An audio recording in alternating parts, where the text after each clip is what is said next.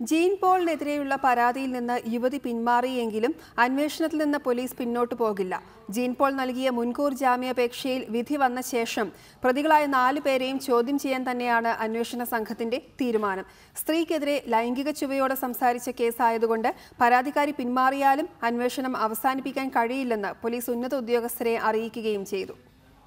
Gene പോളിനെതിരെ പരാതിയില്ലെന്ന് യുവതി സത്യവാങ്മൂലം നൽകിയെങ്കിലും പോലീസ് അന്വേഷണത്തിൽ നിന്ന് പിന്നോട്ട് പോകില്ല. സ്ത്രീയോട് ലൈംഗിക ചുവയോടെ സംസാരിച്ചുവെന്ന കുറ്റത്തിനാണ് ജീനിനെതിരെ കേസെടുത്തിരിക്കുന്നത്. യുവതിക്ക് പരാതിയില്ലെങ്കിലും പോലീസിന് സ്വമേധയാ കേസെടുത്ത് അന്വേഷിക്കാനുള്ള അധികാരമുണ്ട്.